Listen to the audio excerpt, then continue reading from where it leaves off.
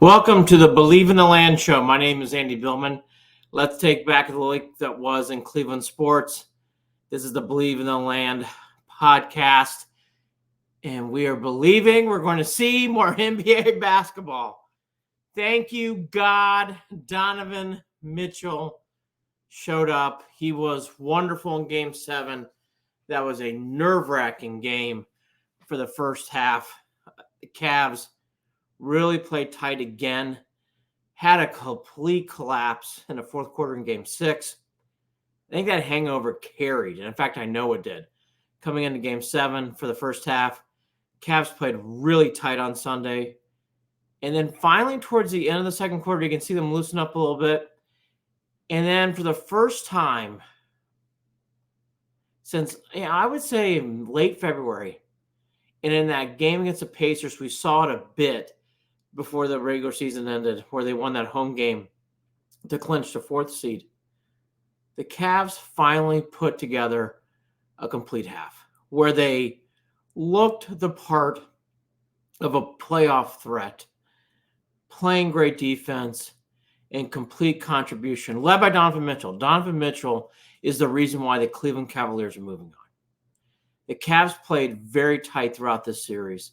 And Donovan, I thought, played well in Game 1, but 2, 3. In Game 2, he made some key shots. 3 and 4 and 5, he played okay. Didn't really play his best in 3. And in 4 and 5 was just average.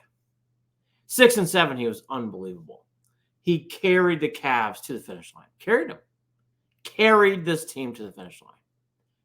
He played on one leg on Friday. And the Cavs just did not get anything else from any of his teammates.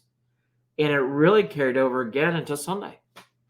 Sunday, the Cavs played so tight in the first half, having a hard time making plays. Garland, who did make some shots late, made a key three-pointer, made another shot, and finally played some good defense, had a couple steals that were critical in the second half.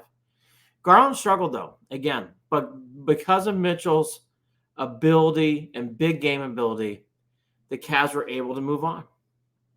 And thank God for Donovan Mitchell. I can't say that enough. He saved this team. And then finally in the second half, unlike the fourth quarter in Game 6, LeVert played well throughout. LeVert had a good third quarter. Strus had a great third quarter. Made some key buckets. Okoro took some key charges. The defense finally came to play. The U word, urgency, finally came to the Cavs. The Cavs haven't played with urgency throughout this series. And they did not play with urgency throughout the first half against the Magic. They watched loose balls go out of bounds. They were not mentally set in that first half. There was a play in the first half where Tristan Thompson had the ball offensively, and they spread out they spread out, and they wanted Tristan to do something with the ball one-on-one. Tristan Thompson's not an offensive player in 2016, let alone 2024. Cavs were so lost in the first half for the rout until really the end of the second quarter. They are lucky, and they actually finally earned it. It took 6 games and 1 half. But in that last half in Game 7, they finally played like the team that we saw in January and February, making some key threes, playing as a team, everyone contributing in different moments. And they won actually somewhat comfortably at the end. Really, the game was not in doubt in the last 5 or 6 minutes. Banchero finally quieted off. He was really locked down. The Cavs defense really gave fits to Banchero in the third and fourth quarter. Even Mobley contributed late in this game. They did what they had to. They got the win, and what a huge, huge victory for this organization. Because he would have been talking about, well, what are they going to do about JB? What are we going to do about Kobe if they would have lost? And by the way, I would have added a line. What do we think about JB? And, JB's gone. I don't see JB surviving this loss if they would have lost on Sunday. Kobe would have been close. I think he would have been gone too, though. But that's now more of a high hypothesis because they won. So we don't have to theorize what would have happened because they won and they move on. And it was a saving victory. And a big monkey of pressure was on the Cavaliers' backs has now been removed. Hey, you haven't won a series since LeBron. You haven't won a playoff series since 93. Well, that's gone. Hey, all you remember for is choking against the Knicks and playing really poorly last year. Well, that moniker is gone too. Now the Cavs can finally move on. They played very tight in the series. Again, I didn't think they played loose until really the second half of Game 7. It took that long for the Cavs to get settled into the series. This is not a light first-round victory. Cavs mentally needed this win. And it was a job-saving win for JB. Huge victory. Don't underplay this. Huge victory. And Mitchell was a big reason why he is an absolute star. Absolute star. He's not perfect. He has moments like some players do. But give this kid credit. In Game 6 and 7, he absolutely shelled out. And he's not 100%. Kudos to Mitchell. Kudos to the Cavs. They move on. And they get to play Boston. Now, to the Celtics. Before everybody starts writing off the Cavs actually played the Celtics well. They won the season series last year. And this year they lost. They lost 2, but those 2 were on almost a back-to-back. They were played in consecutive games in Boston. Cavs were very competitive. Game 1, they weren't competitive in Boston. Game 2, they were. And in Game 3, they came all the way back and had a last-second victory at home. The Cavs do play the Celtics tough. And this is the opposite of the Magic series. Cavs get to be loosey-goosey. They get to play free. They are the underdog. No one thinks the Cavs are going to win. No one. They also don't have Porzingis. Cavs don't have Jared Allen. I don't expect Jared Allen to play in Game 1 or 2. It sounds like from all reports on the floor that he is very injured. So I don't think it's going to be some, hey, Pop, he's going to be playing in the lineup. Now, you have to watch, you have to see, maybe some treatments. Maybe something comes around. But, the bruised rib for how sore it is, and it sounds like it's very sore, you have to expect you're probably not going to get Jared Allen. But the Celtics are probably not going to have Porzingis, so it's a wash. Key to this series for the Cavs, making shots and collapsing down on the Celtics when they're not making threes. When the Celtics are making threes, they're pretty tough to beat. But as we know, the Celtics can miss, and they have moments where they do. Cavs cannot allow second and third opportunities. Box out, get tight on there. Mitchell's going to have to be Mitchell, obviously. Garland goes out saying. And Mobley's going to have to play even better on defense. He was very good. He's going to have to play great to elite against Celtics to win this series. He's going to have to play that elite. He's going to have to take on Tatum, and at times he's going to have to take on Brown. He's going to be either or. Mitchell has Suggs is a good defender. Drew Holiday's that much better. Holiday's an elite defender. That's sad.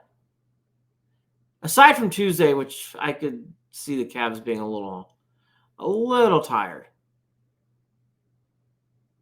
I think the Cavs have a good shot against the Celtics, actually. I don't fear the Celtics. As a Cavs fan, I don't fear them.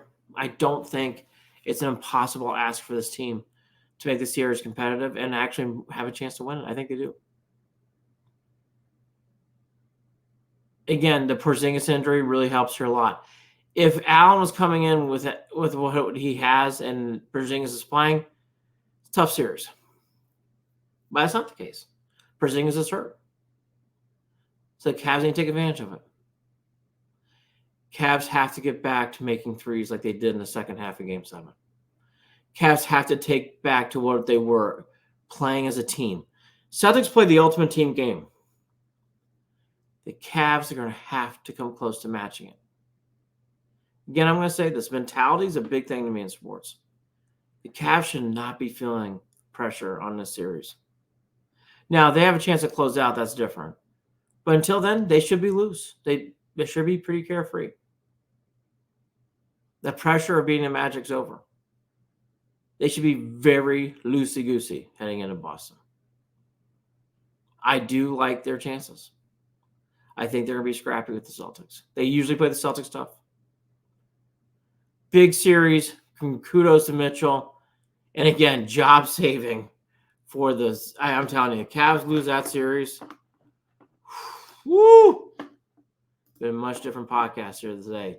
We were talking about JB, Mayflower Moving Company, players and executives getting out. I mean, it would have been a mass exodus, but we don't have to do that podcast. Thank God. Marvelous Mitchell was marvelous. Guardians had a 3-3 week. The big news item is Kwan is injured. He's going to IL. That is not a minor injury. He is having an all-star season. That's going to hurt the Guardians in the short term. If there is something that comes out of this, it is that we get to see Kyle Manzardo now. That's exciting.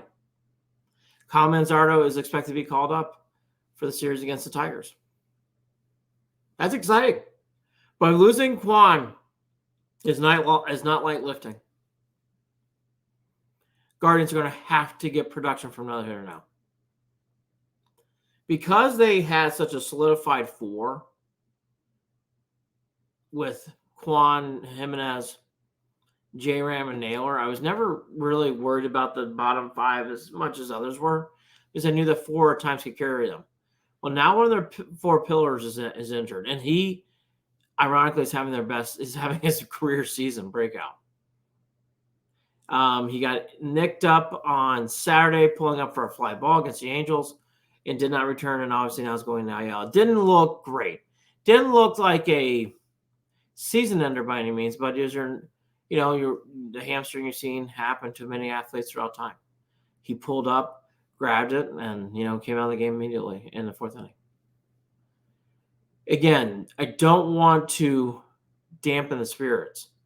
That Kwan injury is big, though. He's having a very big season so far.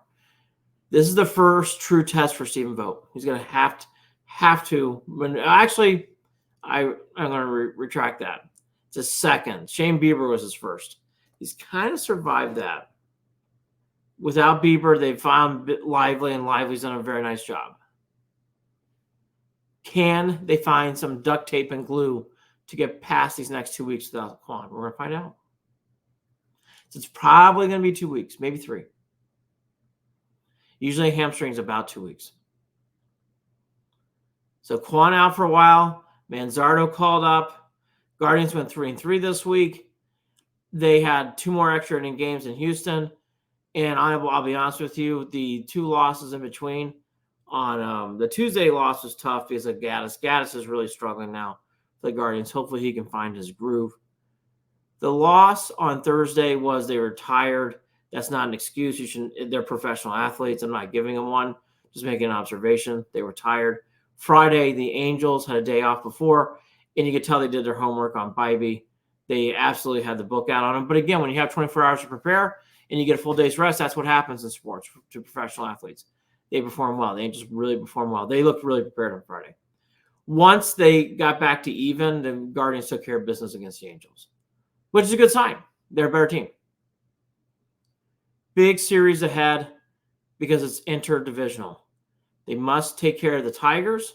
You don't have to win the series this early on. It's not that kind of series. But it'd be nice for the Guardians to get some length between them. And then they must take care of the garbage against the White Sox, and the White Sox are garbage.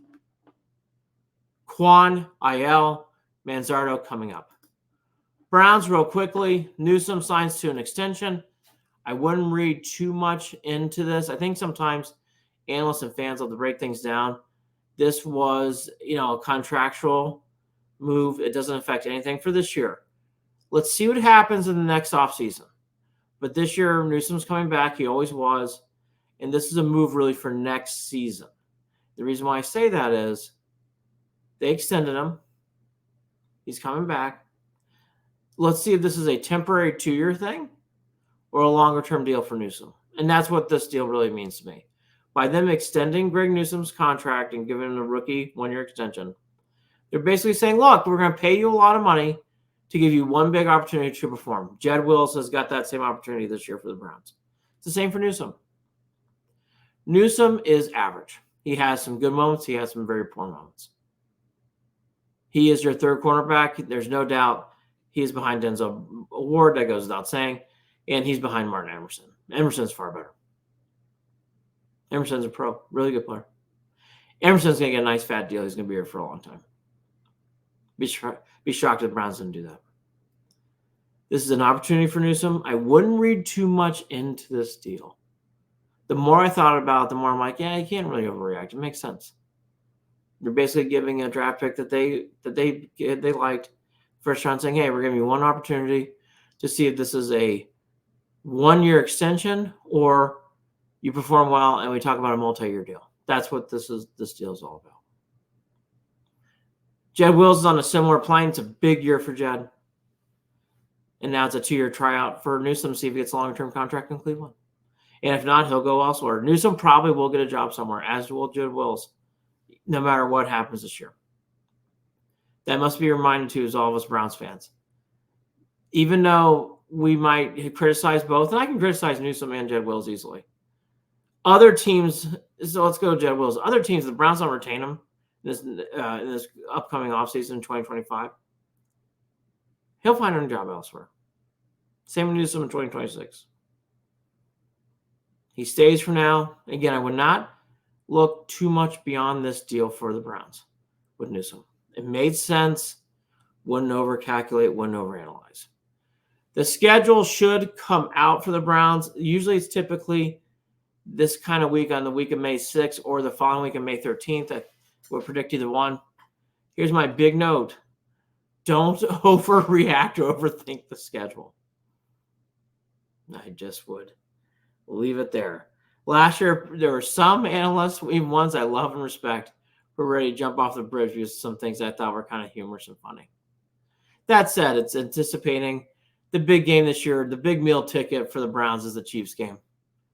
We'll see if that gets any national attention somewhere. I wouldn't be surprised if it did get some national attention somewhere, especially because Kelsey's coming back to Cleveland. That said, schedule comes out this week for the Browns. Cavs move on. They play the Celtics. Guardians call up Manzardo. Kwan on the IL. Newsome staying longer in Cleveland. That's the week that was in Cleveland sports. My name is Andy Billman. Go, Cavs, go. BelieveInTheLand.com, @official Cleveland Sports on Instagram. See you guys next week.